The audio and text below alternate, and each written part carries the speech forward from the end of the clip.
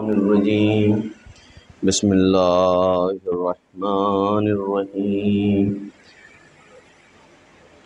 الحمد للہ الذی لا یبلغ مدحته القائلون ولا یحصین معه العدون ولا یؤدی حقه المجتہدون الذي لا يدركه بعد الهمم ولا يناله غوث الفتن الذي ليس لصفته حد محدود ولا نعت موجود ولا وقت معدود ولا أجل ممدود وترى الخلائق بقدرته ونشر الرياح برحمته وبث بالسحر ميدان أرضه والصلاة والسلام على سيد الأنبياء والمرسلين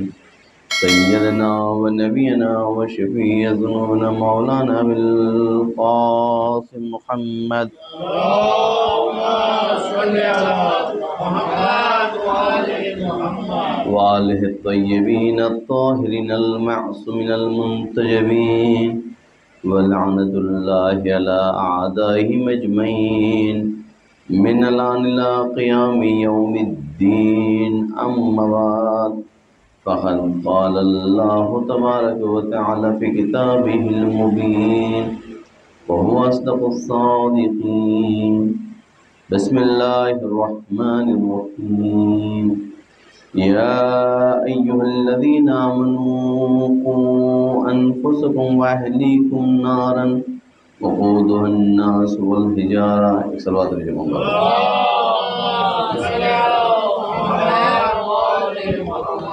حضرت محترم، یہ اس سلسلے کی آخری مجلس ہے اور میں نے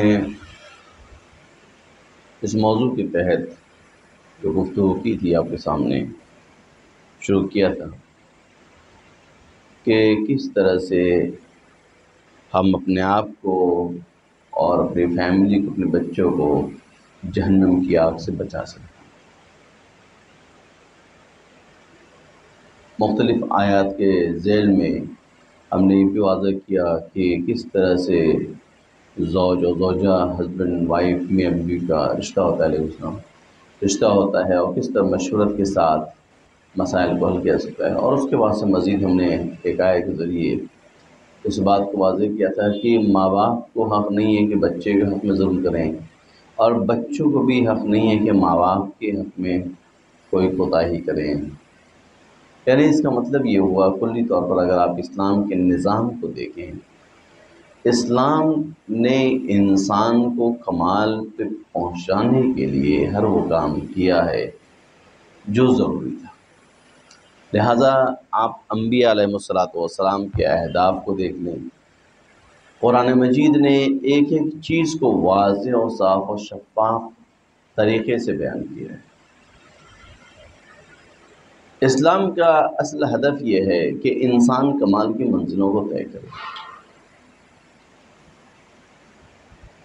ہر کوئی چاہتا ہے کمال کی منزل پہنچے، یہ انسان کے اندر اس کی طبیعت میں ہے، اس کی فطرت میں ہے۔ انسان کی فطرت یہ ہے کہ انسان چاہتا ہے کہ کمال کی منزلوں کو طے کرے۔ مثال کے طور پر اگر انسان ایک عام زندگی گزار رہا ہے تو کوشش کرتا ہے کہ معاشرے میں بہتر طریقے سے وہ زندگی بسر کر سکے، آبرومندانہ طریقے سے زندگی بسر کرے، اور اس زندگی کو گزارنے کے لیے وہ تمام کوششیں کرتا ہے۔ اسلام انہی کوششوں کو جب ایک صحیح ڈائریکشن میں کوشش کرتا ہے تو اسلام اسے کہتا ہے کہ عمل الصالح کر رہے ہو۔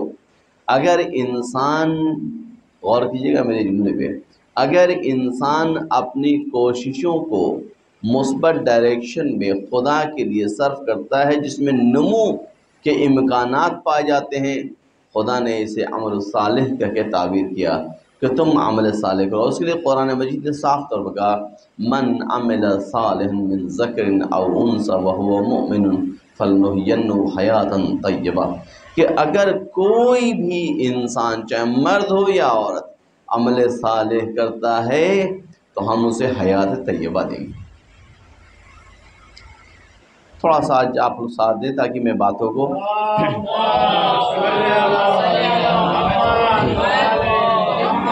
میں نے یہ بات عرض کی تھی کہ لوگ ماشاءاللہ بیٹھ کے نیچے خود سے محظوظ ہوتے ہیں، لیکن تھوڑا سا اظہار بھی کریں، تاکہ میں نے کل بھی عرض کیا تھا کہ محبت جب انسان کسی سے کرتا ہے تو اظہار بھی ضروری ہے۔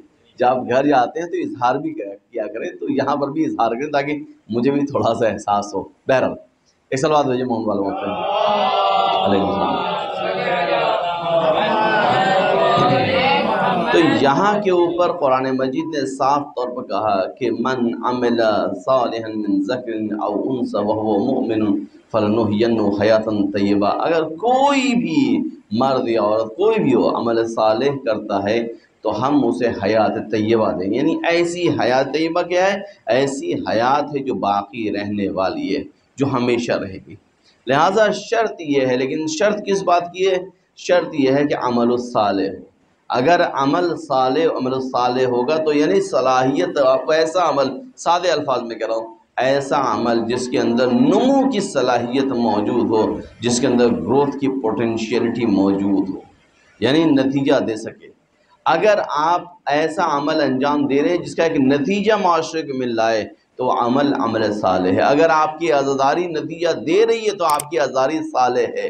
اگر آپ کا جو بھی کام، جو بھی چیز آپ دنیا کے اندر انجام دے رہے ہیں، اگر ایک نتیجہ دے رہا ہے، تعمیری کام میں دے رہا ہے، کنٹریبیوشن کر رہا ہے، کنٹریبیوٹ کر رہا ہے، تو وہ عمل صالح کہلائے گا، اس لیے کہ خدا کے راستے میں۔ لہٰذا خدا بندے میں صاف طور پر تضمین کے وعدہ الہی ہے کہ تم اگر عمل صالح کرو گے تو ہم حیات طیبہ دیں گے۔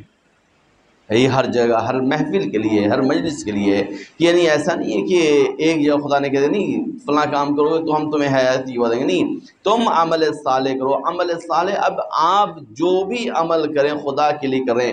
قرآن مجید نے اس چیز کو، اس وعدہ الہی کو اور مزید محکم انداز میں بیان کرتے ہوئے کہا کہ ان تنصروا اللہ ینصرکم ویثبت اقدامکم، اگر تم اللہ کی مدد کرو گے تو اللہ تمہاری مدد کرے گا اور تمہیں ثابت قدم رکھے گا۔ جہاں کہیں پر بھی آپ جو بھی عمل کر رہے ہیں، اگر آپ نے اللہ کی مدد کی، اللہ کی مدد آپ کیسے کریں گے؟ اللہ کی مدد کرنا کس معنی میں ہے؟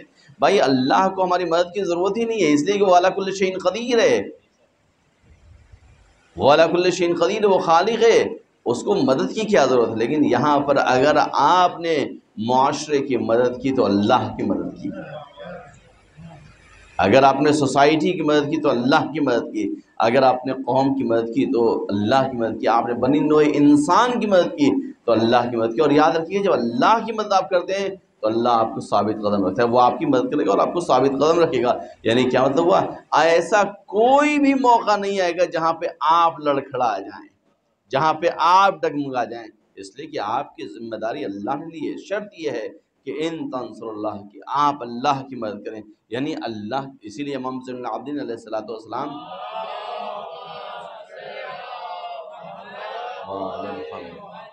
امام زین العابدین السلام بیان کرتے ہیں کہ انسان کس طرح کمال کی منزلوں کو طے کر سکتا ہے۔ انسان خود سے نکلتا ہے اور کس طرح جاتا ہے؟ السیر من الخلق الی الحق، انسان کی سیر یہ ہوتی ہے کہ انسان پہلے اپنے کو پہچانتا ہے پھر خدا کی طرف جاتا ہے، جس کو مولا کائنات کہتے ہیں من عرف نفسہ فقد عرف ربہ، جس نے اپنے آپ کو پہچانا اس نے اپنے خدا کو پہچانا۔ اس کے بعد سے کہتے ہیں السیر من الحق الی الحق، اس کے بعد سے انسان خدا کے وجود کو، خدا کے وحدانیت کو درک کرتا ہے، اور اس کے بعد سے تیسرا مرحلہ جو بہت ہی امپورٹنٹ ہے، جو کمال کی طرف لے کے جاتا ہے انسان کو، اور جو انسان کو انسان کامل بناتا ہے، وہ کیا مرحلہ ہے؟ وہ مرحلہ ہے السیر من الحق الی الخلق، کہ اس کے بعد انسان خدا کی طرف سے آ کر مخلوق خدا کی مدد کرتا ہے۔ جب مخلوق خدا کی مدد کرتا ہے تو وہ انسان کمال کی منزلوں کو طے کرتا ہے۔ اسی لیے آپ دیکھیں کہ آسان کام نہیں ہے کہ انسان، علماء اخلاق کہتے ہیں کہ انسان کی 4 صفات ایسی ہوتی ہیں جو ایک ساتھ جمع نہیں ہو سکتی ہیں۔ یعنی آپ دیکھیں اگر کوئی انسان شجاع ہے تو ڈرپوک نہیں ہو سکتا، وہ عالم ہے تو جاہل نہیں ہوگا نا، غور کر رہے ہیں؟ مثلا تاریخ میں آپ اٹھا کے دیکھ لیں کہ جو انسان مثلا جو بہت ہی بہادر ہے اسے ڈر، اس کے یہاں ڈر کہاں ہے؟ جو شجاع ہے ڈر نہیں ہے، جو عالم ہے یعنی شجاعت، علم، یہ تمام چیزیں وہ ہیں کہ علماء اخلاق کہتے ہیں بعض چیزیں جو جمع نہیں ہو سکتی ہیں. بعض لوگ ہوتے ہیں جو اس مقام پہ پہنچنے کے بعد بھی آپ ان کے اندر دیکھیں وہ چیزیں ایسی پاتے ہیں کہ جو واقعاً قابل قیاس نہیں ہے، انسان سوچ نہیں سکتا ہے. مولا کائنات کے بارے میں اکثر جارج رزاق کہتا ہے مولا کائنات میں تمام ضد صفات موجود تھیں، یعنی جو ممکن نہیں ہے. مثلا جو انسان میدان جنگ میں جا کر ایسی شجاعت کے ساتھ تلوار چلا رہا ہے کہ کہنیوں سے خون رس رہے ہیں، غور کر رہے ہیں، لیکن وہی شخص جب آتا ہے نماز پہ کھڑا ہوتا ہے تو خوف خدا میں ایسا لرزتا ہے کہ جس کی کوئی مثال نہیں.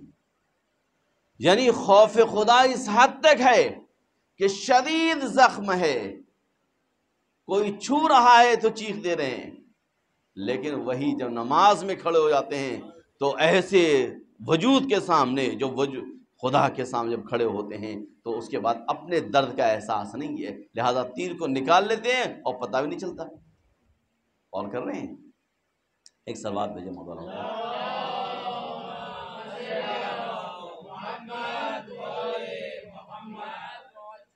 لہذا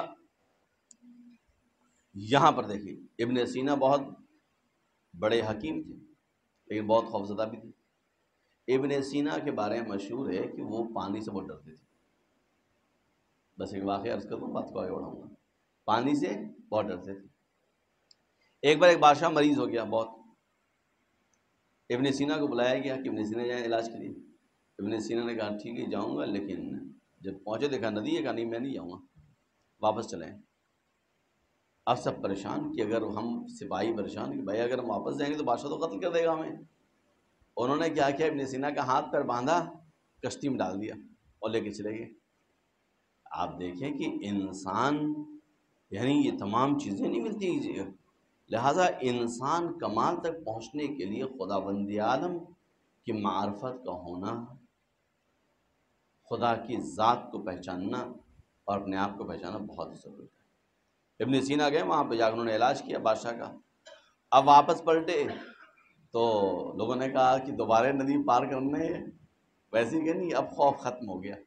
یعنی ایک سامنا ہوا پھر خوف ختم ہو گیا. تاریخ میں ایسی بہت ساری مثالیں آپ کو ملیں گی. یہ واحد شخص مولا متقیان کی ایسی ہے کہ جس میں تمام کے تمام ضد موجود ہیں. جارج رزاق کہتا ہے کہ علی کی شخصیت یعنی واحد مولا متقیان کی شخصیت ایک معجزہ ہے. معجزہ کہتے ہیں معجزہ ہے. آپ پرسنالٹیز کو جب دیکھیں گے، جب شخصیتوں کا مطالعہ کریں گے تو آپ کو اندازہ ہوگا کہ یہ معجزہ شخصیت کی بات کر رہا ہوں. میں اور چیز بات نہیں کر رہا ہوں کہ وہ تو الگ بحث ہے کہ خود رسول کی ذات ایک معجزہ ہے، مولا متقیان کی ذات خود معجزہ ہے. آپ ان کے معجزات جو ان سے ہو رہے ہیں وہ تو الگ کی بات ہے، خود ان کی ذات وہ بے ذات ہی معجزہ ہیں. یعنی ان کی شخصیتیں ایسی ہیں جو بے ذات ہی معجزہ ہیں. لہٰذا آپ دیکھیں کہ انہوں نے تربیت کے حوالے سے جو کام کیا ہے وہ ہم سب کے لیے ضروری ہے کہ ہم اپنی فیملیز میں اپنے گھروں میں اس ماحول کو ایجاد کریں. اگر علیکم السلام، اگر آپ نے اس ماحول کو دیکھیں، میں چاہ رہا تھا کہ بات کی تھوڑا لائٹ بات کروں آج آخری مجلس سے، لیکن چونکہ آپ سنجیدگی سے سن رہے ہیں تو مجبور کیا آپ نے کہ میں بھی سنجیدہ موضوع پہ آ جاؤں. بہر لگ سلوات بھیجے محمد والا پہ.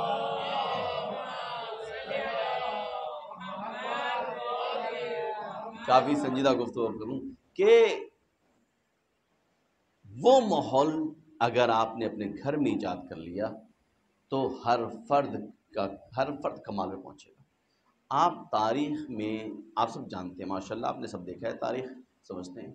آپ اہل بیت علیہ الصلوۃ والسلام کے گھر میں ایک فرد ایسا بتائیں کہ جو کمال پہ نہ ہو. علیکم السلام. ایک فرد ایسا بتائیں جو کمال پہ نہ ہو. یعنی تربیت اس انداز سے کی ہے کہ ہر کوئی کمال پہ. دیکھیں انسان جب کمال کی منزلوں کو طے کرتا ہے کہاں پہ طے کرتا ہے، یعنی آپ دیکھیں کہ انسان جب تربیت کرتا ہے، تربیت کے بہت سارے پہلو ہیں نا. میں نے عرض کیا چاندنی گفتگو میں اس بات کو بیان کیا تھا. آپ اپنے گھر کے اندر ہیں، گھر کے اندر اگر 5 فرد ہیں تو 5 طرح کی ذہنیت ہوگی، 5 طرح کی ذہنیت ہوگی. آپ دیکھیں کہ مسکین گھر پہ آ رہا ہے، ہونا یہ چاہیے کہ بیہیویئر سب کے بدلتے، بیہیویئر سب کا چینج ہوتا. مسکین دروازے پر آ کر مانگ رہا ہے، سب روزہ ہیں، بچے بڑوں نے دے دیا، بچے سوچتے ہیں ہم کیوں دیں، لیکن جو کام بڑا کر رہا ہے وہی بچہ کر رہا ہے، جو کام بڑا کر رہا ہے وہی بچہ کر رہا ہے، یعنی عمل میں کسی کی کوئی اختلاف نہیں۔ اس کا مطلب یہ ہوا کہ تربیت ایسی ہوئی ہے کہ معلوم ہمیں کرنا کیا ہے، تربیت ایسی کی ہے۔ اسی لیے آپ دیکھیں کہ آسان نہیں ہے۔ آپ مثال کے طور پر ایک بات اور عرض کر دوں اور بات کو آگے بڑھاؤں گا کہ رسول خدا کی زندگی کا ملاحظہ فرمایا آپ، ایک بچہ جو ہوتا ہے 10 سال کا بچہ، اس کے بیہیویئر میں فرق ہوتا ہے، بیہیویئر میں فرق ہوگا بڑے کے، یعنی 40 سال کا انسان جو کام کرے گا 10 سال کا بچہ نہیں کرے گا، جو 10 سال کا بچہ کرے گا 40 سال کا انسان نہیں کرے گا۔ لیکن آپ دیکھیں بیہیویئر کیسے ہے کہ مولا کائنات رسول کے ساتھ ہیں، چل رہے ہیں ساتھ ساتھ، اب راستے سے گزر رہے ہیں، اگر مشرکین آ کے حملہ کرتے تو مقابلہ مولا کائنات جواب دے رہے ہیں، بچے ہیں لیکن جواب دے رہے ہیں۔ لیکن وہی علی بڑے ہو جاتے ہیں جو بچے بچپنے میں اتنا شجاع و بہادر ہو، جو بچپن میں اس کمال پہ ہو، کیا جوانی میں نہیں ہوگا؟ اس وقت جب جوانی کے عالم میں ہے، لیکن 25 سال تک گھر کے اندر بیٹھ جاتے ہیں۔ غور کر رہے ہیں آپ، 25 سال تک گھر کے اندر بیٹھ گئے، وہی علی جب دوبارہ نکلے ہیں، وہی تیور، وہی جوش، وہی ولولہ، کوئی فرق نہیں آیا۔ یعنی اس کا مطلب یہ ہے کہ اس بات کو یہ واقعہ بیان کر رہے ہیں کہ ہماری ذمہ داری کب، کیا، کہاں پہ، کیسے بنتی ہے، اس کو انجام دینا معصومین نے ہمیں سکھایا۔ اور فیملی کی تربیت میں یہ بہت امپورٹنٹ ہے۔ ہم جب کہتے ہیں ایموشنل مینجمنٹ کی بات کرتے ہیں کہ انسان کو عاطفی اعتبار سے، جذباتی اعتبار سے چیزوں کو مینج کرنا ہوتا ہے، وہ یہاں سے سیکھتے ہیں۔ اگر ہم عاطفی اعتبار سے چیزوں کو عمل نہیں کریں، یاد رکھیے گا پرسنالٹی تب بنتی ہے جب آپ اپنے ایموشنز کو کنٹرول کرنا جانتے ہو۔ اگر ایموشنز کو کنٹرول نہیں کر پاتے پرسنالٹی نہیں بن پاتی۔ غور کر رہے ہیں؟ بہت سخت ہے کہ عرب کے شجاع ترین فرد، بہت ہی بہادر نامور شخص سے لوگ کانپ رہے ہیں، جس کے بارے میں جب آئے ہیں مد مقابلے میں تو لوگوں نے کیا کہا کہ سب فرار کر گئے۔ سب جو دعویٰ کرتے تھے کہ ہم بہت بہادر ہیں، بہت جرار ہیں، یہ ہیں وہ ہیں، وہ سب فرار کر گئے۔ پوچھا کیوں بھاگ رہے ہو؟ کہا میں نے دیکھا ہے کہ یہ اب کچھ زمانے پہلے میں نے دیکھا تھا، اس کو ڈکیتوں نے گھیر لیا تھا تو اس نے اونٹنی کے بچے کو ڈھال سے پر بنا لیا تھا، لہٰذا ایسے کہ مقابلہ مولا کہنا چاہتے ہیں مقابلہ کرنے کے لیے۔ آپ غور کر رہے ہیں؟ میری بات غور کیجیے گا، مقابلہ، شدید مقابلہ ہو رہا ہے۔ اور اس کے بعد سے کیا ہوا؟ لعاب دہن کو شکست کھا گیا، گر گیا وہ، مولا کہنا آگے سوار ہو گئے اس کے اوپر، سرتن میں جدائی کرنا چاہ رہے ہیں کہ ایک مرتبہ لعاب دہن مولا متقیان کے چہرے کی طرف پھینک دیتا ہے وہ۔ مولا کا جواب، عمل کیا ہے؟ مولا کائنات کا عمل کیا ہے؟ دنیا کا کوئی بھی انسان اس کام کو انجام نہیں دے سکتا۔ انسان مطلب مولا کائنات کا عمل کیا ہے؟ اترتے ہیں اور ٹہلنے لگتے ہیں، اس کو خود تعجب ہوتا ہے۔ آپ دیکھیں یہاں پر دشمن سوال کر رہا ہے، آپ غور کر رہے ہیں؟ خود یہ جو تاریخ میں واقعہ ملتا ہے کہ اس نے سوال کیا، بعض کہتے ہیں اس نے سوال کیا تھا کہ آپ نے چھوڑا کیوں؟ کہا جب تم نے لعاب دہن پھینکا تو مجھے غصہ آ گیا تھا، میں نہیں چاہتا کہ خدا کے کام میں علی کے جذبات شامل ہوں۔ میں نہیں چاہتا کہ علی کے جذبات شامل ہوں۔ یعنی آپ رسول کا ایک ایک عمل خدا کے لیے تھا، تو مولا کائنات کا بھی ایک ایک عمل خدا کے لیے تھا، یعنی ایسا نہیں کہ اپنی ذات کے لیے۔ لہٰذا بچوں کی تربیت کے حوالے سے مولا متقیان نے وہی تاکید کی ہے کہ اپنے بچوں کو ان کے اعتبار سے دیکھو، ان کی تربیت ان کے اعتبار سے کرو، اپنے اعتبار سے نہ کرو۔ تم گزر چکے ہو، وہ آنے والی نسل ہے۔ لہٰذا بچوں کے حوالے سے کچھ چیزیں جو میں بس بات بیان کر کے بات کو ختم کروں گا آج میں، اس میں کہ بچوں میں کچھ صفات ہوتی ہیں، ان کو دیکھنے کی ضرورت ہے۔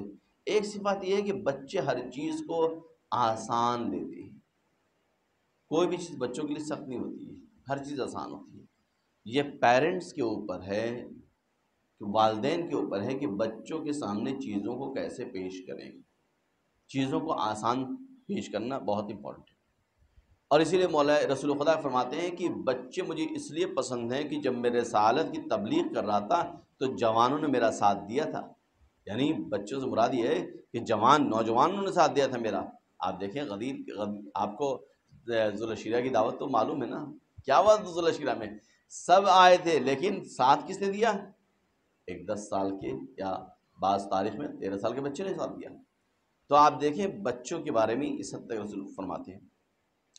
ایک واقعہ عرض کر رہا ہوں کہ بچے چیزوں کو بہت آسان لیتے ہیں، نوجوان، میں خاص طور پر بچوں کی بات کرنا صحیح نہ ہو، نوجوان چیزوں کو بہت آسان لیتے ہیں۔ آپ کو ان کو بیان کرنے کی ضرورت ہے، کس اینگل سے بیان کر رہے ہیں، آپ کو سمجھانے کی ضرورت ہے، کیسے سمجھا رہے ہیں یہ آپ پہ ڈیپینڈ کرتا ہے۔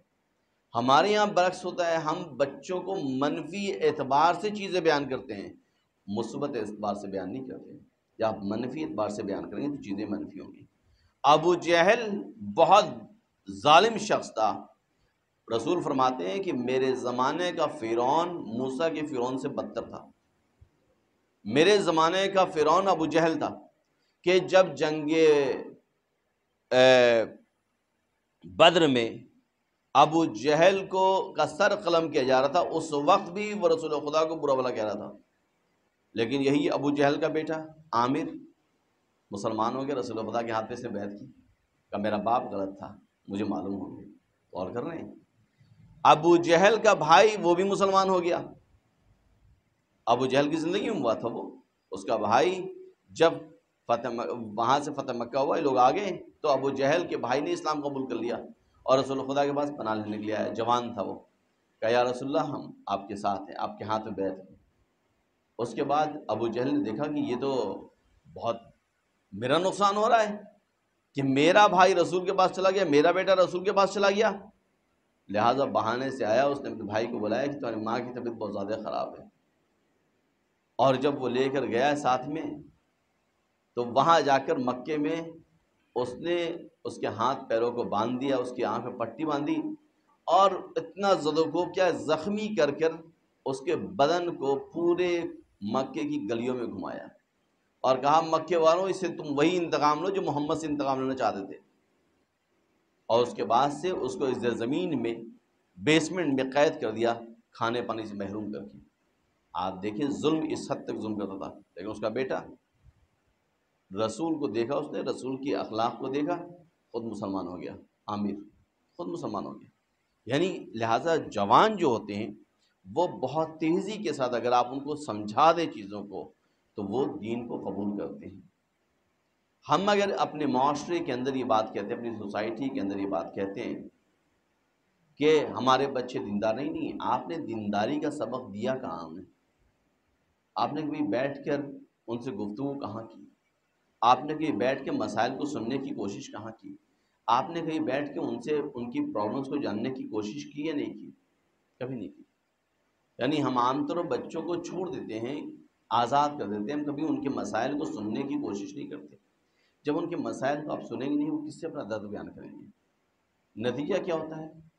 نتیجہ وہ وہاں جاتے ہیں جہاں ان کی بات سنی جاتی ہے۔ میں کچھ اور کہہ رہا ہوں، یہ ذرا مطلب سوچ لیجیے گا، یہ بہت ہی سخت مرحلہ ہے۔ گھر میں چاہے بچیاں ہوں یا بچے ہوں، کس سے شیئر کریں گے؟ ایک دوست چاہیے۔ غور کر رہے ہیں میری بات؟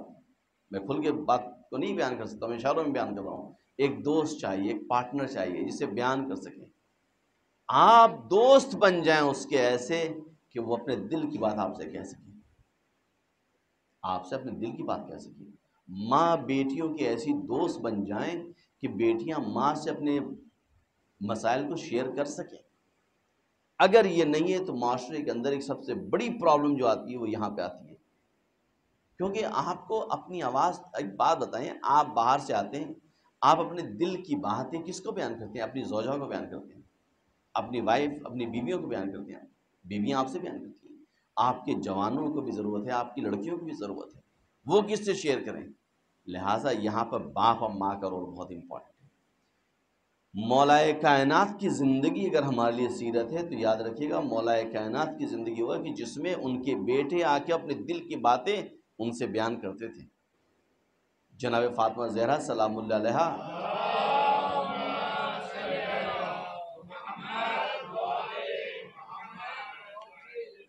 جناب فاطمہ زہرا سلام اللہ علیہا اپنی بیٹیوں کے حوالے سے ساری باتیں کرتی تھی۔ اس لیے ہم دیکھیں، جب زیارت پڑھتے ہیں ہم کیا کہتے ہیں؟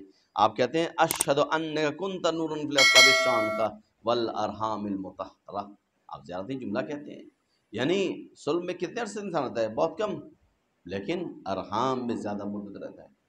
تو یہاں پہ اس کے بعد آپ دیکھیں تربیت کا اثر یہ ہوتا ہے، ماں باپ کیا آپ زیارتیں پڑھتے ہیں کیا کہتے ہیں؟ السلام علیک یا ابن خدیجۃ الکبریٰ، السلام علیک یا ابن فاطمۃ الزہرا، کیوں کہتے ہیں؟ تربیت، ماں کا رول، غور کر رہے ہیں یہاں پر؟ تو یہاں پر ماں اور باپ دونوں کا رول ہے، چیزوں کو بچوں کے لیے آسان بنائیں، سخت نہ بنائیں۔ اگر سخت بنائیں گے تو خدا کی قسم بچوں کی عاقبت سے کھلواڑ آپ کریں۔ میری بات اب چونکہ مجمع نے مجھے خود سنجیدہ کر دیا اور سنجیدہ گفتگو کرنے کے لیے مجبور کیا، تو اس لیے میں کر رہا ہوں۔ سلوات بھیجے محمد والا ہوتا ہے، تھوڑا سا آگے آ جائیں آپ لوگ۔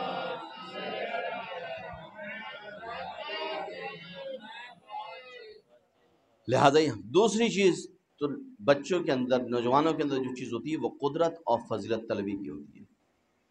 باتوں کو میں ریلیٹ کر رہا ہوں، بس غور کیجیے گا۔ فضیلت، قدرت پانا اور فضیلت کو حاصل کرنا۔ فضیلت کیا؟ اچھائی، تعریف۔ قدرت کیا ہے؟ سپرمیسی کو، یعنی ہم بہتر سے بہتر، سپرمیسی غلط مانا ہے ورڈ ہے، سپرمیسی نہیں بلکہ ہم بہتر سے بہتر بننا چاہیے۔ یاد رکھیے گا معاشرے کے اندر، سوسائٹی کے اندر، آپ جس سوسائٹی کے اندر زندگی بسر کر رہے ہیں، جس معاشرے کے اندر آپ ہیں، بہت سارے کیسز آ رہے ہیں دنیا کے اندر، یعنی ہندوستان کے اندر بہت سارے کیسز آ رہے ہیں بہکنے کے۔ کیوں بہکنے ہیں؟ ان کو ایک سنہری چیز دکھا کر، سبز باغ دکھا کر بہکایا جا رہا ہے، غور کر رہے ہیں؟ یعنی قدرت اور فضیلت طلبی، یہ دو چیز جوانوں میں ہوگی۔ میں ایک واقعہ بیان کروں آپ کے سامنے اور بات کو پھر آگے بڑھاؤں گا۔ مسلم مشاجی جو تھا، ایک جوان تھا جنگ جمل میں، جنگ جمل میں مسلم مشاجی تھا، یہ حافظ قرآن بھی تھا اور بہت شجاع، بہت بہادر تھا۔ مولا کائنات نے کہا آیا کوئی ہے کہ جو جائے دشمن کے لشکر کو قرآن کی طرف دعوت دے؟ غور کیجیے گا اس بات پہ، کوئی ہے؟ مسلم مشاجی کی والدہ بھی موجود ہے اس جنگ میں، اس کی ماں بھی موجود ہے اس جنگ میں، جنگ جمل میں، جو آپ نے سنا کہ 40 مولا کائنات نے 40 فوجیوں کے ساتھ بھیجا تھا، اس میں اس کی ماں بھی شامل تھی۔ کس کو بھیجا تھا وہ میں آپ جانتے ہیں، بتانے کی ضرورت نہیں ہے۔ تو مسلم مشاجی کہتا ہے کہ ہاں میں جاؤں گا مولا۔ کہا ٹھیک ہے جاؤ، جا کے لشکر کو دعوت دو قرآن کی طرف۔ مسلم مشاجی جاتا ہے قرآن کو لے کر اور قرآن پڑھنے لگتا ہے اور قرآن سے مولا کائنات کے فضائل کو بیان کرتا ہے۔ دشمنوں نے حملہ کیا، اس کے دائیں ہاتھوں کاٹ دیا، یہ رکا نہیں، یہ بیان کرتا رہا، بائیں ہاتھ سے قرآن پکڑ کر، بائیں ہاتھ کاٹا، سینے پر قرآن رکھ دیا اور حافظ قرآن تھا ہی، بیان کرتا رہا۔ اس کا بدن زمین پہ گر گیا، یعنی زمین پہ گر گیا، لیکن وہ قرآن کی آیت پڑھ رہا تھا۔ لوگوں نے تیر چلانا شروع کیا، یہاں ایسا تیر چلایا کہ قرآن سینے میں پیوست ہو گیا تیروں سے، اور وہ شہید ہو گیا۔ مولا کائنات نے ایک جملہ کہا یہاں پہ، ان الفتح ممن حشى اللہ قلبہ نورا، خداوند عالم نے اس جوان کے قلب کو نورانی کر دیا، یعنی اس جوان کے قلب کو نور بنا دیا۔ اور کر رہے ہیں، یعنی آپ دیکھیں کہ اس نے پیغام کو بیان کیا ہے، لہٰذا بے شک خداوند عالم نے اس جوان کے قلب کو نور سے منور کر دیا ہے۔ اور نتیجہ کیا ہوا کہ اس کے بعد سے اس کو بشارت، بہشت کی بشارت دی اس کی ماں کو۔ اور کر رہے ہیں آپ؟ تو جوان فضیلت کو جہاں دیکھتا ہے وہاں جاتا ہے۔ آپ اگر فضیلت کو اپنے دین میں بیان نہیں کریں گے، اور کیجیے میری بات پہ، تو آپ کے جوان باہر جائیں گے۔ اگر آپ انہیں اپنے دین کی قدرت کو بیان نہیں کریں گے تو باہر جائیں گے۔ آپ اگر اپنے گھروں کے ٹی وی سیریلز، اپنے گھر کے پروگرامز کو جو ٹی وی پہ آتے ہیں یا انٹرنیٹ پہ آتے ہیں اگر کنٹرول نہیں کریں گے، تو جہاں پہ ان کو لگے گا کہ اچھے ہیرو آ رہے ہیں، اچھے آئیڈلز پیش ہو رہے ہیں، وہ وہاں جائیں گے، ان کو مانیں گے۔ غور کر رہے ہیں آپ؟ یہ آپ کے اوپر خدا کی قسم، یہ جملہ جو میں نے آپ سے کہا تھا کل پرسوں کہ ہر گھر میں کربلا آج موجود ہے، یہ ہے، ایسا نہیں ہے، ہر گھر میں ہے، ہر جیب میں آپ جو لے کے چل رہے ہیں، باطل کو ساتھ لے کے چل رہے ہیں. یعنی پہلے جنگ جو تھی وہ میدان میں ہوا کرتی تھی، اب 24 آورس کی جنگ میں آپ مبتلا ہیں، 24 گھنٹے کی جنگ میں آپ مبتلا ہیں. زن محترم، آپ کے اوپر ہے کہ آپ کس طرح سے کنٹرول کر رہے ہیں اس جنگ کو، کیسے. یعنی بہت سخت مقابلہ ہے، یہ مت سمجھیں آسان مقابلہ ہے، خدا کی قسم بہت سخت مقابلہ ہے اس وقت. لہٰذا آپ کو ضرورت ہے کہ آئیڈل پیش کرنے کی. ایک دوسرا واقعہ میں آپ کے سامنے بیان کروں کہ خالد ابن سفیان جو تھا یہ مکے میں تھا، اور اس نے کیا کیا، مسلمانوں کے خلاف سازش کرنے کے لیے بہت سارے اسلحوں کو جمع کیا اس نے، تو مسلمانوں کو حملہ کریں گے. جب اس نے طے کر لیا مسلمانوں کو حملہ کریں گے اور تمام سازشیں کرنے لگا، تو رسول خدا نے مدینے میں کہا کہ کون ہے جو اس خبیث کو، اس شیطان کو واسطہ جہنم کرے. تو وہاں پر ایک جوان لڑکا ہے جس کا نام تھا عبداللہ ابن انیس. عبداللہ ابن انیس کھڑا ہوا، اس نے کہا کہ مولا یا رسول اللہ میں اس کا کام تمام کروں گا. کہا لیکن اس کی پہچان کیا ہے؟ کہا وہ خود شیطان ہے. جیسے ہی تم جاؤ مکے میں، جس کو دیکھ کے لگے شیطان ہے، تم سمجھنا وہی ہے، کیونکہ یہ بے نفس نفیس شیطان ہے. اور اس کے بعد سے پہچان بتائی اس کی، اور کہا کہ یہ فتنہ کر رہا ہے، ایسا کر رہا ہے، ایسا کر، ساری چیزیں بتائی. یہ جوان گیا وہاں پر، جوان گیا، اس سے پہلے ملا اس نے، اور ملنے کے بعد سے اس نے کہا کہ ہم تمہارے ساتھ، جب تمام اس کے اسرار کو لے لیا تو اسے حملہ کر کے اسے مار دیا، واسطے جہنم کیا اسے. وہاں سے جب عبداللہ ابن انیس واپس پلٹا ہے، مدینے کی طرف آیا، رسول خدا نے دیکھ کے کہا کہ تمہارے چہرے کو کے نور کو دیکھ کے معلوم رہا ہے تم فتح یاب ہو کے لوٹے ہو، سب کو بتانے کے لیے. ابھی وہ آ رہا ہے، دور سے رسول نے کہا، میں نے جملہ کہا کہ تم کو نہیں بلکہ اصحاب سے کہا کہ اس کو دیکھ، وہ آ رہا ہے، اس کے چہرے سے ظاہر ہے کہ وہ کامیاب ہو کے لوٹ رہا ہے. رسول خدا فوراً اندر جاتے ہیں، کہتے ہیں اس کو روک لینا ہے یہاں پہ. وہ آ رہا ہے ملنے کی، رسول خدا اندر گئے، جا کے اپنے عصا کو لے کر آئیں، اپنے عصا کو لے کر آئیں. اور اس کے بعد سے عبداللہ ابن انیس سے کہا کہ یہ عصا میرا تمہارے حوالے ہے، اور تم ابھی وصیت کر دو کہ یہ عصا کو تمہارے ساتھ لوگ دفن کر دیں گے.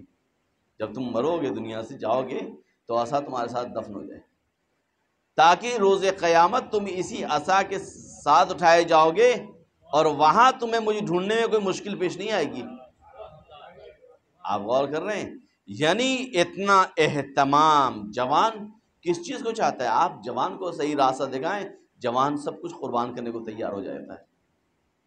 جب آپ کا جوان دین کے لیے کام کر رہا ہے تو آپ جوان کو اس کی شائستگی کے مطابق اس کی تحسین بھی کریں، تجلیل بھی کریں، اچھے کاموں میں تشویق کریں.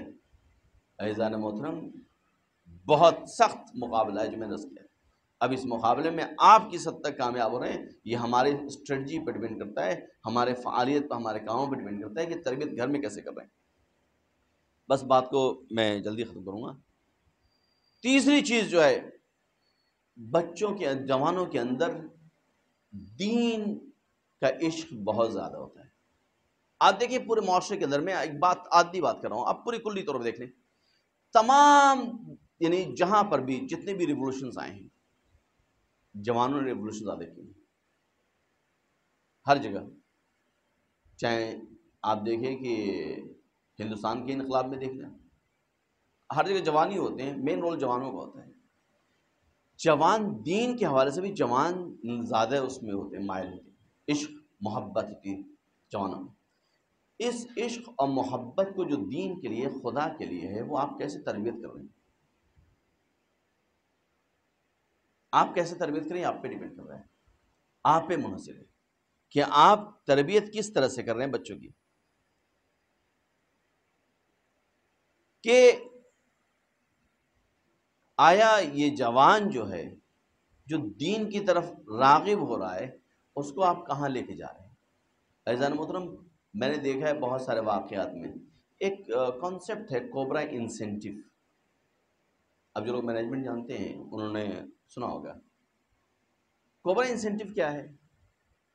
میں تھوڑا سا اس کے بارے میں بتاؤں گا، اس کے بعد سے بات کو بیان کروں. کوبرا انسینٹیو ہم ایک اصطلاح کہتے ہیں کہ جب انگریز ہندوستان میں آئے، دلی میں آئے، تو کوبرا بہت زیادہ تھا. کوبرا سانپ جو ہوتا ہے بہت زیادہ.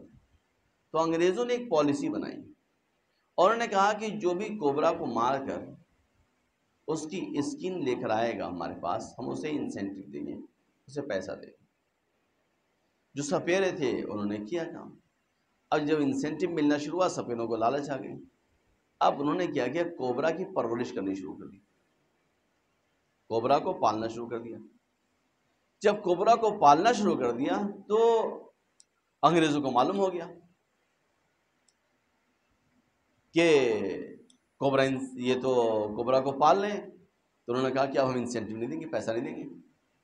سپیروں نے دیکھا کہ تو نقصان ہے ہمارا، پھر بھائی سانپ کو کھلانے پلانے کے لیے انتظام کرنا ہوتا. انہوں نے کیا کیا، سارے سانپ کو آزاد چھوڑ دیا، سانپوں کو لا کے انگریزوں کے علاقے میں چھوڑ دیا آزاد. یہ یعنی کیا ہوا، نقصان کس کا ہوا؟ غور کر رہے ہیں؟ نقصان ہوا نا. انہوں نے چاہے ایک اچھا کام کرنا لیکن غلط ڈیسیزن لیا. کولمبیا میں بھی اس طرح کا ہوا تھا 1926 کے غالباً یا 1906 میں غالباً ہوا تھا، یا 26 میں، یاد نہیں مجھے، کہ جہاں پہ چوہے بہت ہو گئے تھے تو کہا کہ یہ چوہے کو مارے گا اس کی پونچھ لے کر آئے گا، ہم اسے انعام دیں گے. اس کے بعد سے وہاں لوگوں نے دیکھا، فوجیوں نے، کہ چوہے بغیر پونچھوں میں ملنے ہر جگہ. تو لوگ کہتے تھے صرف ان کی پونچھ کاٹتے تھے تاکہ کچھ عرصے بعد پونچھ نکل آئے گی، دوبارہ لا کے دے دکھا دیں گے. یہ نقصان ہوتا ہے معاشرے کا. کب؟ اگر آپ کوبرا انسینٹیو رکھیں گے سوسائٹی کے اندر، تو بچوں کی تربیت جو آپ کر رہے ہیں عزیزان محترم، تو یاد رکھیے ایسی چیزیں سامنے نہ رکھیں جو کل آپ کے خلاف چلی جائیں. غور کریں میری بات کیا؟ یہاں پر یہ بہت ہی ضروری ہے کہ ان چیزوں کے اوپر مد نظر رکھیں آپ، کہ ہم جس طرح سے تربیت کرنا چاہ رہے ہیں بچوں کی، آپ ایسی تربیت کریں کہ بچے، ہوتا کیا ہے، سختی لوگ کرتے ہیں، بہت سختی کر دی، اس حد تک سختی کر دیتے ہیں کہ بچے اپنے آپ کو ایکسپریس نہیں کر پاتے. نتیجہ کیا ہوتا ہے، کہیں اور جا کے ایکسپریس کرتے ہیں، ایموشنلی کہیں اور سے اٹیچ ہو جاتے ہیں. جب ایموشنلی وہاں سے اٹیچ ہو جاتے ہیں تو پھر آپ کا رابطہ منقطع ہو جاتا ہے. اس لیے کہ ایموشنل پاور جو ہے بہت زیادہ انسان کو مینیپولیٹ کرتا ہے. آپ تاریخ آپ کے سامنے ہے. اس کے بعد سب آخری چیز، میں بلکہ 2-3 باتیں اور ہیں اس کو، جوانوں کے اندر عفو کا مادہ جو ہے وہ بہت زیادہ ہوتا ہے، معاف کرنے کا. مثلا مثال کے طور پر بات کو عرض کروں، جناب یوسف علیہ السلام کو دیکھ لیں. جناب یوسف علیہ السلام کے بھائیوں نے کیا کیا، انہیں مارا پیٹا، قتل کرنا چاہ رہے تھے اور کنویں میں پھینک دیا. لیکن جناب یوسف جیسے ہی باہر نکلے انہوں نے بچوں کو، بھائیوں کو معاف کر دیا.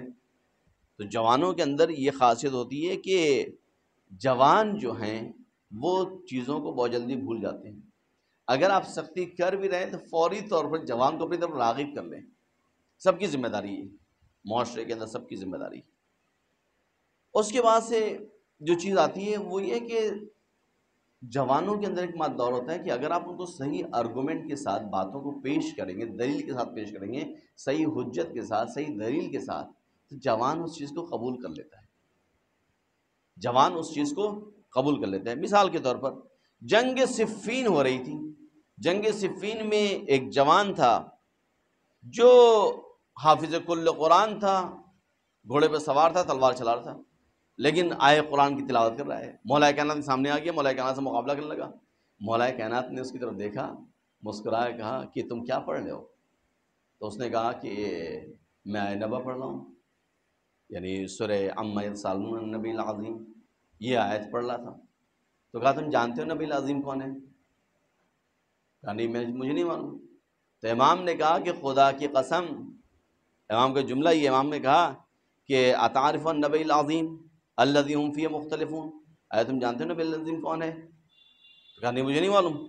تو جوان نے اس سے کہا، امام نے، کہ تم اس آیت کے مصداق سے جنگ کرنے آئے ہو،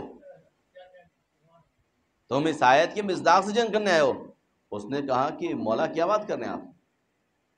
امام نے کہا تم جاننا چاہتے ہو؟ دیکھیں اسی بنیاد کے اوپر معاویہ نے ابن عباس کو منع کیا تھا تفسیر قرآن کے لیے. تفسیر قرآن کی معلوم آپ کو نا، بین لگا دیتے مسجد نبوی میں. کیوں؟ کہ بھائی تم علی کے تم تفسیر بیان کرتے ہو لیکن علی کے فضائل کو بیان کر رہے ہو.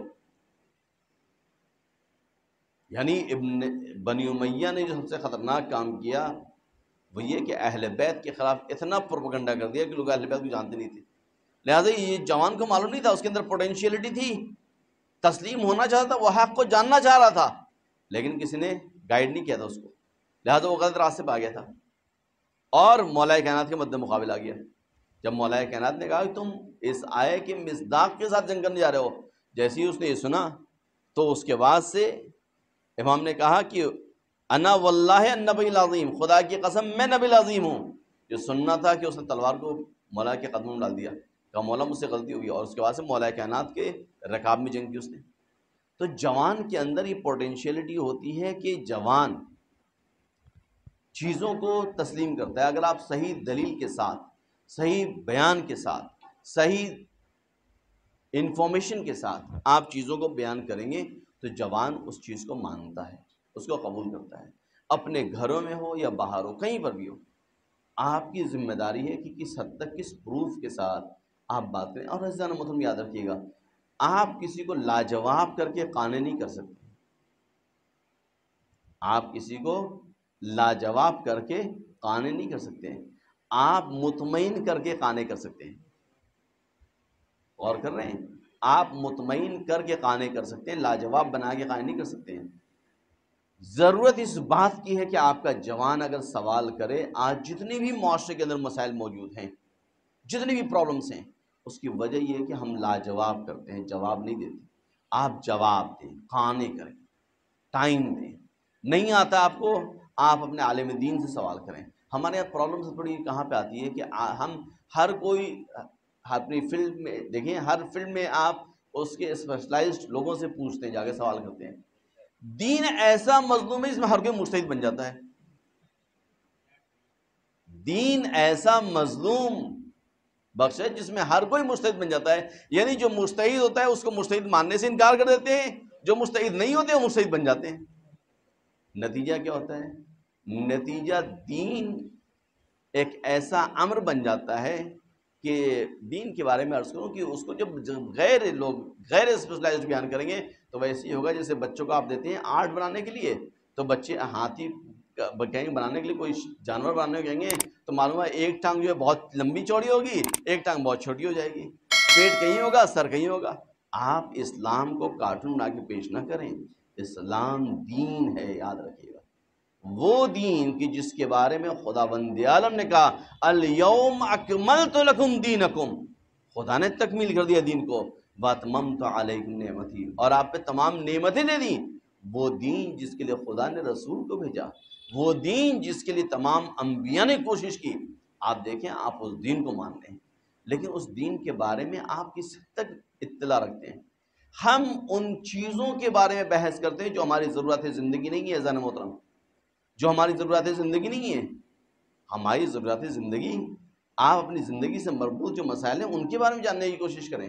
ہم ان چیزوں پر جاننے کی بات کرتے ہیں اور کوشش کرتے ہیں جو مربوط ہی نہیں ہے، اور اس چیز کے بارے میں بحث کریں جس کے بارے میں جانتے بھی نہیں ہیں۔ ایک صاحب آ کے مجھ سے ایک جگہ بحث کرنے لگے، میں سنتا رہا کافی دیر، انہوں نے بحث کی، بولتے رہے، میں خاموش سنتا رہا، میں کیا بولتا، کئی لوگ بیٹھے ہوئے تھے۔ تو آخر میں انہوں نے کہا کہ مولانا آپ کی رائے کیا ہے؟ میں نے کہا کہ پہلے فلاں چیز کی تعریف تو آپ بیان کریں، اس کی تعریف کیا ہے؟ تو کل یہ تعریف میں نظر ہمیں ہے کہ اس موضوع پر کتنی کتابیں پڑھی ہیں آپ نے؟ کہا ایک بھی نہیں پڑھی ہے۔ ہاں نے فلاں موضوع پر کہا ایک بھی نہیں، تو پھر بندے خدا جب پڑھی نہیں تو بحث کیوں کرنے آئے ہو؟ بھائی بحث دو چیزوں کے لیے ہوتی ہے، اگر آپ عالم ہیں اور عالم سے بحث کر رہے ہیں تو ایک علمی مسئلے کو حل کرنے جا رہے ہیں، عالم نہیں ہیں آپ، ایک عالم کے پاس جا رہے ہیں تو نہیں جانتے اس کو جاننے کے لیے جا رہے ہیں۔ جب دونوں میں نہیں ہیں آپ تو آپ کس لیے جا رہے ہیں؟ یعنی بحث برائے بحث فائدہ نہیں ہے۔ ہمارے معاشرے میں یہ چیز بہت آ گئی ہے، جو کہا ہے نا کہ ہر کوئی مجتہد بن جاتا ہے۔ عزیزان محترم، دین اجتہاد آسان کام نہیں ہے، خدا کی قسم آسان مت سمجھیں دین کو۔ دین بہت ہی سخت امر ہے، دین کو جانا۔ مولا کائنات کہتے ہیں آئے تم نے اسلام کو سمجھا ہے؟ اسلام ایک اوقیانوس کے مانند ہے، سمندر نہیں، اوقیانوس کے مانند ہے، اور اسلام جو تم دیکھ رہے ہو وہ تو ایک قطرہ ہے۔ غور کر رہے ہیں؟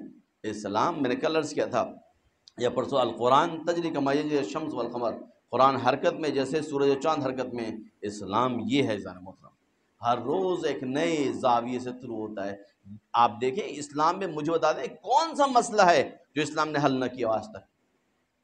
ایک مسئلہ بتا دیں آپ، اسلام زمانے کے ساتھ چلتا ہے۔ اسلام میں زمان و مکان کا اسی لیے بہت بڑا رول ہے کہ زمان و مکان کے ساتھ مسائل بدلتے چلے جاتے ہیں، ایسا نہیں مسائل بدلتے نہیں ہیں۔ لہٰذا اسلام کو سمجھیں، دین کو سمجھیں، اور اپنے جوانوں کو بھی سمجھائیں عزیزان محترم۔ اور اس کے بعد سے نوجوانوں کے اندر جو چیز ہوتی ہے وہ احساس ذمہ داری ہوتی ہے۔ آپ انہیں احساس ذمہ داری یاد دلائیں۔ آپ معصومین کے ماننے والے، معصومین کے چاہنے والے ہیں۔ آپ دیکھیں امام حسین نے سب کو احساس ذمہ داری دلایا۔ اگر احساس ذمہ داری نہ دلاتے تو کبھی قاسم سے سوال نہ کرتے کہ موت تمہارے نزدیک کیسی ہے۔ اور کر رہے ہیں، لہٰذا امام نے سب کے سامنے ایک آئیڈل پیش کر دیا، اور جناب قاسم نے جواب دیا احلا من العسل، شہد سے زیادہ شیرین۔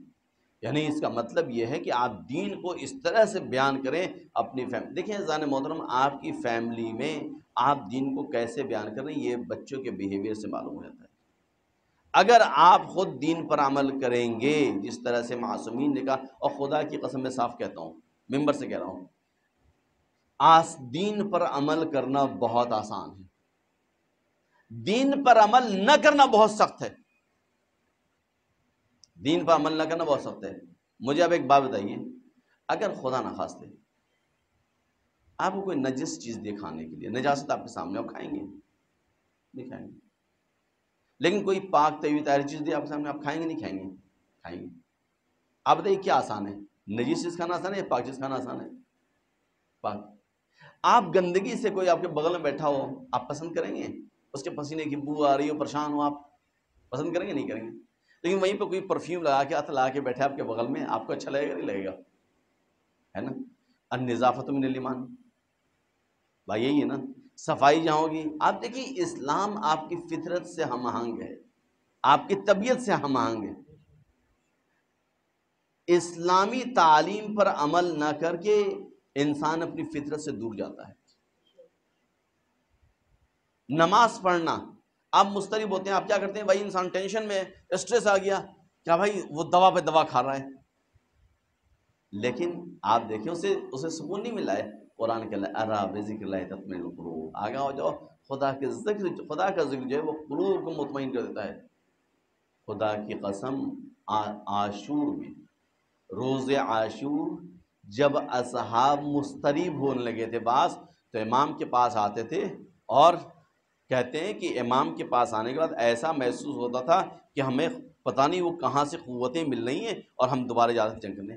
خود مولا کائنات کیا کہتے ہیں کہ میں جنگ میں کبھی ہراس ہوتا تھا تو میں رسول خدا کے یہاں پناہ لیتا تھا۔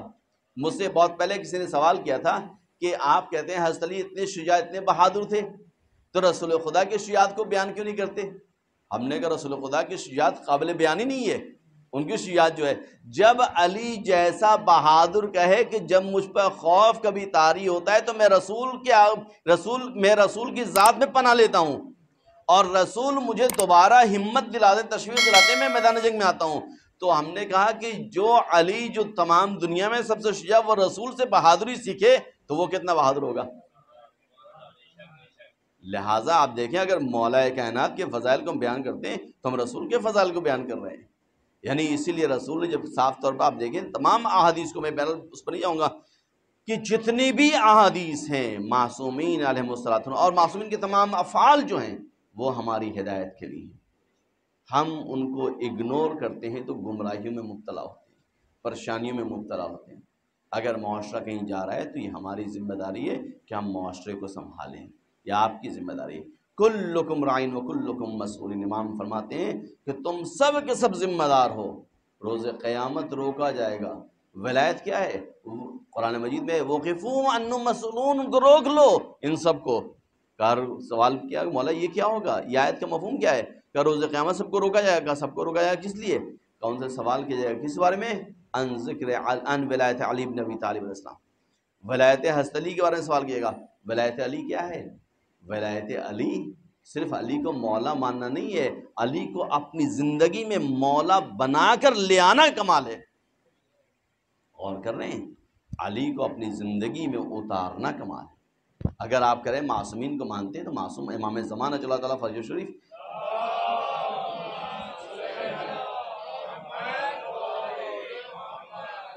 آپ سے یہ چاہتے ہیں کہ آپ ان کی نصرت کریں، اسی لیے جب امام حسین نے حل من ناصر کی آواز بلند کی تھی عزیزان محترم، تو دراصل یہ نیابت تھی ایک طرح سے امام زمان اجل اللہ تعالیٰ فرج شریف کی طرف سے کہ میرا مہدی پردے غیب میں ہوگا، اس کو موقع نہیں ہوگا حل من ناصر کہنے کا۔ لہٰذا میں بتا دے رہا ہوں کہ یاد رکھو، تم اگر نصرت کرنا چاہتے تو اپنے گھر میں مہدوی روح کو لے آؤ، اپنے گھر کی تربیت ایسی کر دو، ایک ایسا مارکے، اس مارکے کربلا میں جو 21ویں صدی کا مارکے کربلا ہے، اس میں تم فتح یاب ہو جاؤ، اس میں دشمنوں کو شکست ہو۔ دشمن گھر کے اندر تک بیٹھے تھے، آپ کی جیبوں میں ہیں، آپ تمام چیزوں کو دیکھیں ذرا محترم، خدا کی قسم گمراہیوں کے اتنے امکانات خود ہم اپنے بچوں کے حوالے کر دیتے ہیں کہ ہمیں اندازہ نہیں ہوتا، اس کا کوئی کنٹرول نہیں ہے۔ یہ تمام چیزیں وہ ہیں کہ جو کنٹرول کرنے کی ضرورت ہے۔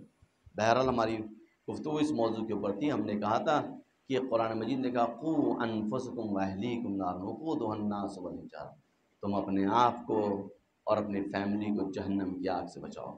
اگر یہ ساری چیزیں ہم کرتے ہیں تو خدا کی قسم اپنے آپ کو یہ محفوظ رکھیں گے، اپنے بچوں کو بھی محفوظ رکھیں گے، دونوں کو۔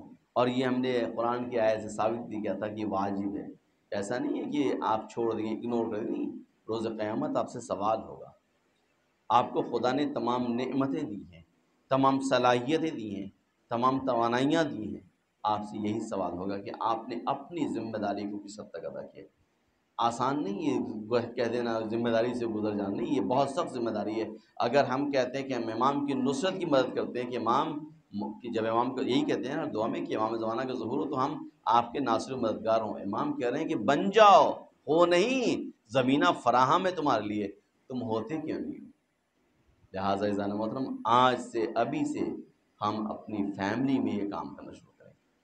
آپ سب سے چھوٹی اکائی جو ہے وہ آپ کی فیملی ہوتی ہے۔ کسی بھی نظام میں اگر آپ نے اپنی فیملی کو صحیح کر دیا تو یاد رکھیے ہر شیعہ اگر اپنی فیملی کو صحیح کر دے، اپنی فیملی کے اندر مہدوی اسپرٹ کو لے آئے، خدا کی قسم امام زمانہ کی توقین میں سے کہتے ہیں کہ اگر ہمارے شیعہ آج چاہیں تو ہمارا ظہور کر جائیں، اگر ہمارے شیعہ آج چاہیں، لیکن اس کے لیے کیا ہے؟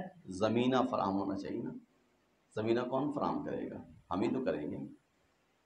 اگر ہم آپ زمینہ فراہم نہیں کریں گے، اگر آپ دعوت کسی کی کرنا چاہ رہے ہیں اور کوئی زمینہ فراہم نہیں کر رہے ہیں تو وہ کیا کھلائیں گے آپ اسے؟ کیا پلائیں گے؟ لہٰذا زمینہ فراہم کریں جانا محترم۔ خدا کی قسم آپ خوش نصیب ہیں کہ آپ کے شہر میں بہت سارے علماء موجود ہیں۔ آپ ان جگہوں پہ دیکھیں، ان شہروں میں دیکھیں جہاں علماء کا فقدان ہے، عالم نہیں ہے، کہ لوگ تمنا کرتے ہیں کہ کاش نماز کے لیے کوئی عالم کو ہم لے آئیں، کوئی عالم آ جائے جو ماہ مبارک رمضان میں سختی سے لوگ وہاں جاتے ہیں، اور لوگ خدا کی قسم میں نے دیکھا ہے بعض لوگوں میں ایسا کہ اگر ایک عالم پہنچ جاتا ہے تو گویا ایسے سے اس کی پوجا کرتے ہیں وہ لوگ۔ آپ کے ہاں تو عالم موجود ہے، کہتے ہیں خوش نصیب ہیں وہ لوگ جو علماء کی محفل میں بیٹھتے ہیں، جن کے ہاں عالم۔ آپ علماء سے استفادہ کریں، علماء کا ساتھ نہ چھوڑیں، اس لیے کہ علماء وہ ہیں کہ جو ائمہ معصومین علیہ السلام کے راستے پر آپ کو لے کے چلتے ہیں، وہ آپ کی ہدایت کرتے ہیں۔ اور علماء کا احترام سوال کرنا ہے، آپ جتنا سوال علماء سے کریں گے لیکن کس چیز سیکھنے کی غرض سے، مجتہد بن کے سوال نہ کریں، آپ طالب علم بن کے سوال کریں، زانو مکتب طے کریں علماء کے سامنے، خدا کی قسم سیکھیں گے۔ علماء آپ کو کمال کی منزلوں پر پہنچانے کے ہوتے ہیں۔ آپ خود غور کریں کہ آپ 4 سال 5 سال 6 سال پڑھتا ہے بندہ، انجینئر بنتا ہے، ڈاکٹر بنتا ہے، آپ اس سے جا کے دوائیں پوچھتے ہیں۔ وہ شخص جو پوری زندگی 15 سال 20 سال خرچ کر کے آتا ہے اور آپ ایک چھوٹے سے مسئلے کے اوپر آ کے اس کا امتحان لیتے ہیں۔ آپ آئیے دیکھیے کس سے محنت کرتا ہے، وہ دن رات ایک کرتا ہے، آپ کے لیے قربان کرتا ہے اپنے آپ کو۔ لہٰذا علماء کا احترام کریں اور علماء سے استفادہ کریں ظالم۔ اگر آپ علماء کا احترام کریں گے، خدا کی قسم امام زمانہ جو اللہ تعالیٰ فرج شریف کو راضی کریں گے۔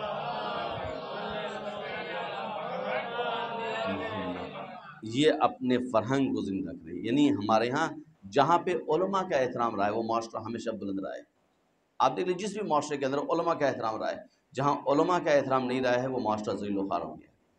ٹرکی میں عثمانیہ حکومت کتنے سال تھی؟ دنیا کی لمبی، سب سے زیادہ لمبی حکومت جو رہی ہے وہ عثمانیہ حکومت رہی ہے. ایسی حکومت آپ سوچیں کہ اس حکومت کا مرتبہ اور عظمت کیا تھی. عظمت ایسی تھی کہ آیت اللہ محسن الحکیم جیسا مجتہد بعنوان جب جنگ ہوتی ہے اور اس جنگ میں جوان تھے آیت اللہ محسن الحکیم، اس وقت جوان تھے، 15 سال کے تھے، اور خود کہتے ہیں میں بعنوان توپچی کیا تھا جنگ کرنے کے لیے کہ میں اس حکومت، علماء نے جب نے فتویٰ دیا تھا اس حکومت کو بچانے کے لیے، اور گئے تھے وہاں جنگ کیے تھے انہوں نے حکومت عثمانیہ کو بچانے کے لیے. اور پھر امام خمینی کا جملہ ہے، کہتے ہیں کہ سب سے اسلام میں سب سے المناک ترین واقعہ جو ہو وہ حکومت عثمانیہ کا جانا تھا، اس لیے کہ اسٹرکچر موجود تھا، ساختمان قدیم ہو چکا تھا، بلڈنگ پرانی ہو چکی تھی، بلڈنگ کو تعمیر کیا سکتا تھا، لیکن جب بلڈنگ ختم ہو گئی، نابود ہو گئی، آپ بتائیں کیا ہوا؟ بلڈنگ ختم ہو گئی، نتیجہ نئے سرے سے. کس کو لوگوں نے؟ علماء کا چونکہ احترام نہیں کیا، نتیجہ کیا ہوا؟ اتھا ترک آ گیا سامنے، جس نے ان کے کلچر کو، ان کے فرہنگ کو، ان کی ثقافت کو، ان کے تمدن کو تبدیل کر دیا. جہاں کی زبان کل عربی تھی اس کو ختم کر کے اس نے عربی زبان کو تبدیل کر کے وہ لوکل زبان لا دی ہے. ان کا رسم الخط عربی رسم الخط تھا. وہاں کے مخطوطات کو دیکھیں آپ، آج وہاں کے جوان ایسے ہیں کہ جو وہاں کے مخطوطات سے استفادہ نہیں کر سکتے. عثمانیہ حکومت کی خدمات کم نہیں ہے حکومت عثمانیہ کی، لیکن وہاں ہوا یہ کہ علماء کا احترام، علماء کو لوگوں نے نہیں سنا، عوام کو سنا، بلکہ عوام نہیں کہوں گا، کچھ لوگوں کو، اتاترک جیسے لوگوں کو جن کو روشن فکر سمجھتے تھے، ان کو سنا. نتیجہ کیا ہوا؟ نتیجہ پوری کی پوری حکومت عثمانیہ ختم ہو گئی. اسی طرح سے آپ اور دیکھیں تاریخ میں اور بھی بہت ساری مثالیں، ایسا نہیں ایک مثال ہے. جب کنگ عبداللہ جو اسپین کا آخری بادشاہ تھا، بس ایک جملہ کہہ کے، تاریخی جملہ کہہ کے بات کو ختم کر رہا ہوں، کہ جب غرناطہ پہ حملہ ہوا اور حکومت اسپین کی حکومت ختم ہو گئی، تو غالباً عبداللہ ابن عمر اگر نام اشتباہ نہیں کر رہا ہوں تو وہ تھا آخری بادشاہ وہاں کا تھا. اس کو معاہدے کے اوپر امضا کرنا تھا، سائن کرنا تھا. تو سائن کرنے کے بعد سے وہ بہت رویا، گھر میں آ کے اندر بہت رویا. اس کی ماں نے ایک جملہ کہا، اس نے بہت رویا. ماں نے کہا بیٹا کیوں رو رہے ہو؟ کہا ماں رو اس لیے رہے ہیں کہ جو حکومت ہمارے آباء و اجداد نے اپنے خونوں سے سیچ کے بنائی تھی آج ہمارے ہاتھ سے چلی گئی. تو اس کی ماں نے ایک جملہ کہا جسے تاریخ نے ضبط کر لیا. ماں نے کہا کہ بے شک تمہیں ایک عورت کی طرح رونے کا حق ہے جب تم مرد کی طرح اپنے ملک کا دفاع نہیں کر سکے، جب تم مرد کی طرح اپنی وراثت کا دفاع نہیں کر سکے، تمہیں بے شک ایک عورت کی طرح رونے کا حق ہے. غور کریں، یہ ہمارے اور آپ کے لیے، ہمارے آباء و اجداد نے عزیزان محترم دین کو محفوظ رکھنے کے لیے بہت قربانیاں دی. ایسا نہیں ہے کہ آپ یہاں آسانی سے آگے، نہیں، بہت سختیاں جھیلی آپ نے. لہٰذا یہ وراثت ہے، دین آپ کی وراثت میں ہے. کچھ لوگوں کے بہکاوے میں آ کر، اورینٹلزم کے بہکاوے میں آ کر، کچھ اورینٹلسٹ کے بہکاوے میں آ کر آپ ایسا نہ کریں کہ دین آپ کے ہاتھ سے نکل جائے. اگر دین نکل گیا تو صرف اور صرف آپ رہ جائیں، کھوکھلی اسپرٹ رہے گی. لہٰذا دین کو سمجھنے کے لیے دیندار، یاد رکھیے گا، جس طرح سے آپ اپنی کمپنیز میں سامان کو، بہت سارے لوگ یہاں پہ ہیں جو بزنس کرتے ہیں، وہ بزنس کہاں سے کرتے ہیں؟ کس چیز کو بیچتے ہیں؟ سپلائی کہاں کرتے ہیں؟ کس چیز کو سیل کرتے ہیں؟ وہ برانڈڈ چیزوں کو سیل کرتے ہیں تاکہ ان کا نام ہو. ہر دکان میں یہ ہے، ہر بزنس میں یہ ہے. اگر میں ایک دکان کھول رہا ہوں، فرض کر لیں میں نے ایک شاپ کھولی اور ہم چاہتے ہیں کہ حتیٰ عام چیز بیچیں، لیکن ہم کوشش کریں گے کہ برانڈڈ چیز بیچیں تاکہ ہمارا نام ہو. جب آپ چیزوں کو خریدتے ہیں تو برانڈڈ کمپنی سے خریدتے ہیں کہ بھائی ہمیں واشنگ مشین لینی ہے برانڈڈ کمپنی کی ہو، ہمیں ریفریجریٹر لینا ہے برانڈڈ کمپنی کا ہو، ہمیں فلاں چیز لینی ہے برانڈڈ کمپنی کی ہو. تو جب آپ ساری چیزوں میں، ڈریس تک میں، شوز میں، ہر چیز میں برانڈڈ چاہتے ہیں تو دین کو آپ لوکل مارکیٹ سے کیوں لیتے ہیں؟ دین کو بھی آپ حوزے سے لیں، دین کو وہاں سے لیں جہاں سے دین برانڈ ہوتا ہے، دین کو وہاں سے لیں. اگر آپ لوکل مارکیٹ سے دین کو لیں گے تو وہ دین 2 دن میں خراب ہو جائے گا. آپ برانڈڈ جگہوں سے دین کو لیں، اگر وہاں سے لیں گے تو آپ کمال کی منزلوں کو طے کریں گے. عزیزان محترم، دین کے لوگوں نے کم محنت نہیں کی ہے، بہت زحمتیں کی. ابا ذر غفاری جنگ تبوک کا ایک واقعہ بیان کر کے بس بات کو ختم کر رہا ہوں. جنگ تبوک بہت سخت جنگ تھی، جس میں مسلمان پیاسے تھے، بھوکے تھے۔ جب سب اکٹھے ہو گئے تو رسول خدا نے کہا ابو ذر نہیں آئے؟ کہا نہیں رسول اللہ ابو ذر ابھی نہیں آئے۔ کہا کہ انتظار کرو ابو ذر کا، ابو ذر آنے والے ہیں، ابو ذر کا انتظار کرو، ابو ذر آئیں گے۔ تھوڑی دیر بعد دور سے لوگوں نے دیکھا ایک پرچھائی چلی آ رہی ہے، تو رسول نے کہا کون آ رہا ہے؟ لوگوں نے کہا پتہ نہیں، کہا ابو ذر لگ رہا ہے آ رہے ہیں۔ ابو ذر نزدیک آئے، جیسے ہی نزدیک پہنچا دیکھا کہ ابو ذر کی حالت بہت ہی بری ہے، پیاس سے کی شدت سے معلوم ہے گویا اب جان نکل جائے گی۔ جیسے ہی رسول کے پاس پہنچے سلام کیا، گر کے بے ہوش ہو گئے۔ رسول خدا نے کہا کہ ابو ذر کو ہوش ملا، پانی ڈالو، اور پانی لے کے لوگوں نے کہا یا رسول اللہ ابو ذر کا مشق تو پانی سے بھرا ہوا ہے، ابو ذر کا مشق پانی سے بھرا ہوا ہے۔ لوگوں نے ہوش میں لے کر آئے ابو ذر کو، پانی پلایا رسول خدا نے۔ ابو ذر اٹھے، کہا کہ ابو ذر تمہارے پاس تو مشق پانی سے بھرا ہوا تھا، پھر تم نے پانی کیوں نہیں پیا؟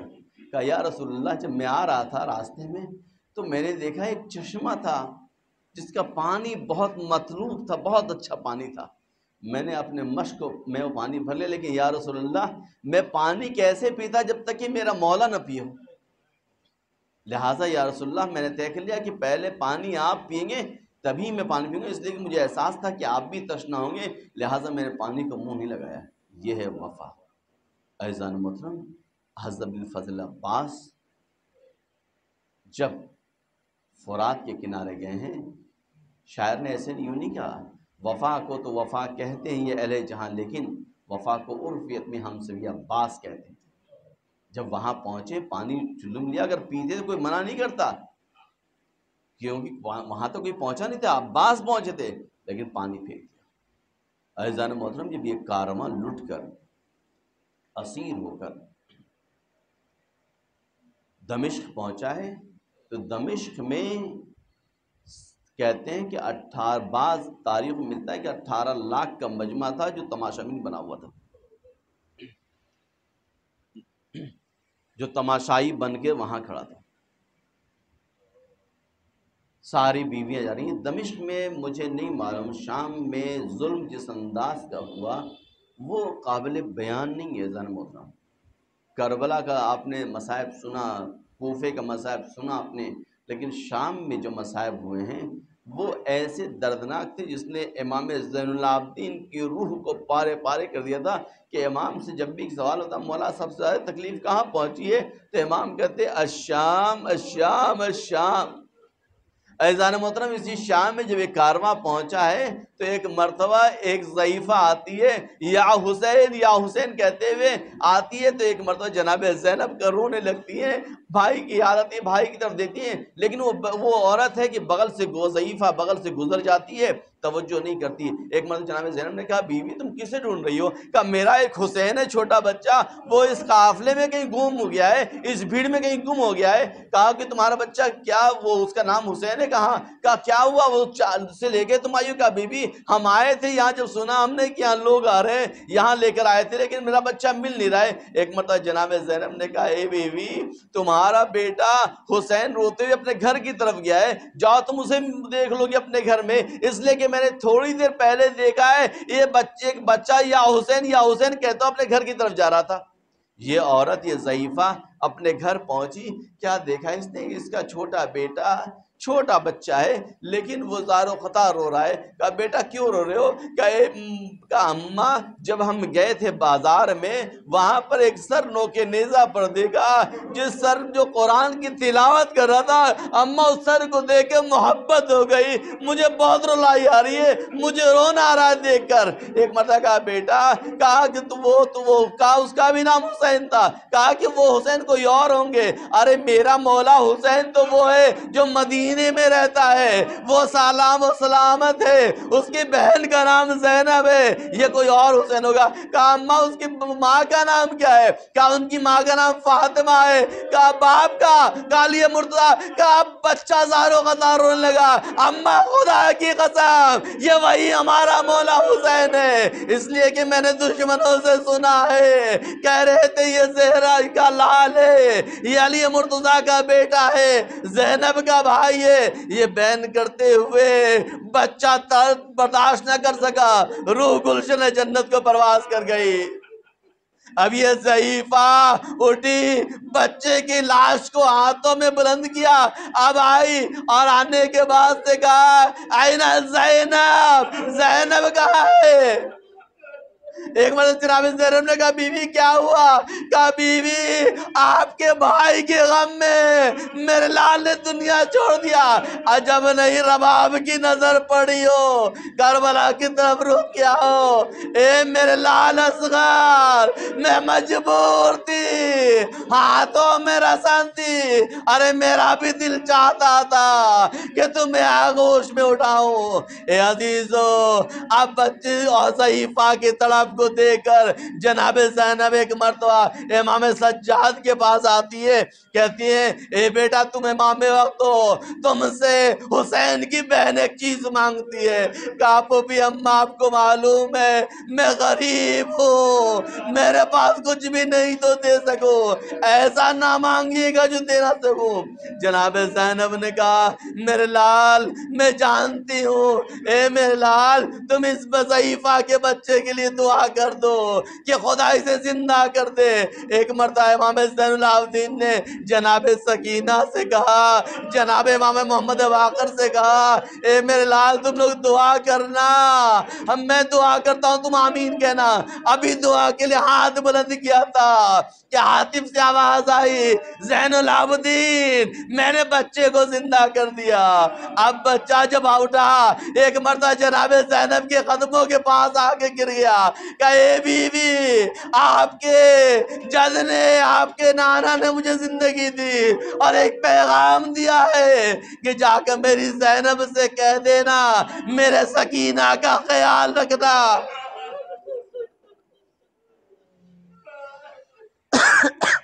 میری سکینہ کا خیال رکھنا. اے عزیزو اب زندان ہے, شام کا زندان, وہ زندان جو کبھی خدا نہ کرے کسی کو نصیب ہو. اس زندان میں جناب سکینہ ہے, زندان کا چھت کھلا, دن میں گرمی رات میں سردی. مجھے نہیں معلوم بچی کیسے رہ رہی ہوگی, ساری بیویاں کیسی تھی, کیسے رہ رہی ہوں گی, لیکن عزیزو بچی باپ کو یاد کرتی, ہمیشہ روتی تھی. ایک دن سکینہ سوئی ہوئی تھی, اچانک آنکھ کھلی اور روتے ہوئے بیٹھی.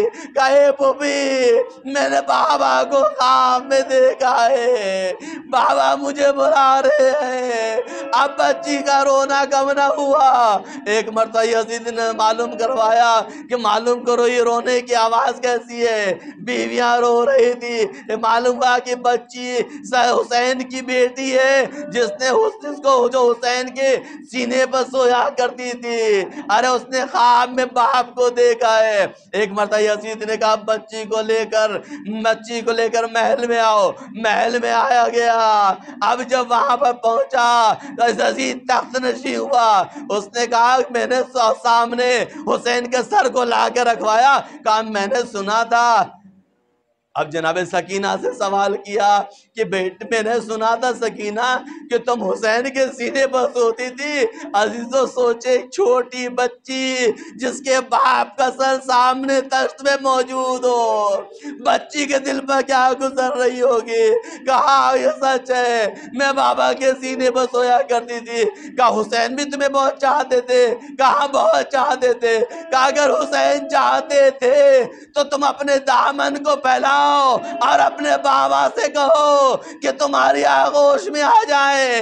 اب سکینہ نے ننھے ہاتھوں سے اپنے کرتے کے دامن کو پھیلایا.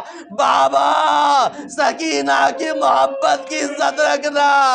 اب سر تشتے بلند ہوا, سکینہ کی آغوش میں آ گیا. بچی نے سر پہ سر رکھا, زاروں قطار روتی رہی. کچھ دیر بعد بچی خاموش ہو گئی. اب جب لوگوں نے دیکھا تو بچی کی روح گلشن جنت کو پرواز کر چکی تھی. عزیزان محترم اب غسل کا انتظام ہوا، غسالہ آئی، اس نے غسل دینا شروع کیا، لیکن تاریخ میں 2 جنازے ایسے ہیں جہاں پر غسل دینے والے چیخ کر رو پڑے۔ ایک فاطمہ زہرا کو غسل دیتے والی مرتضیٰ چیخ پڑے تھے، اس لیے کہ ٹوٹی ہوئی پسلیوں کا راز نہ معلوم تھا، وہ زخم نہ معلوم تھا۔ دوسری طرف جناب سکینہ کو غسل دیتے وقت غسالہ چیخ کر رو پڑی، باہر آئی، امام زین العابدین سے سوال کیا، اے مولا یہ بتائیے اس بچی کو کون سا مرض تھا کہ جو اس کے لباس جسم میں پیوست ہو گئے؟ کہے بیوی میری سکینہ کو کوئی بیماری نہ تھی، ارے میری سکینہ کو اتنے تعزیے آنے پڑے، اتنے درے پڑے کہ زخموں میں لباس پیوست ہو گیا تھا، غسل دیا گیا۔ اب امام کے زمانہ جنازہ تیار ہوا، ایک مرتبہ امام تیار ہوئے، ہاتھوں کی ہتھکڑی کو سنبھالا، پیروں کی بیڑیوں کو سنبھالا، گلے کے خاردار کو سنبھالا، اب جناب سکینہ کے جنازے کو لے کے آگے بڑھے۔ میں کہوں گا مولا خیبر کا در اکھاڑنا آسان تھا، سکینہ کا جنازہ اٹھانا بہت سخت۔ ایک مرتبہ امام زین العابدین نے یا علی مدد کہہ کے جنازہ اٹھایا، اب قبر کی طرف بڑھے، 2 ہاتھ بلند ہوئے، اے زین العابدین لاؤ میری امانت میرے حوالے کرو۔ کہا مولا میں شرمندہ ہوں، آپ کی امانت نہ بچا سکا، میں مجبور تھا۔ الحمدللہ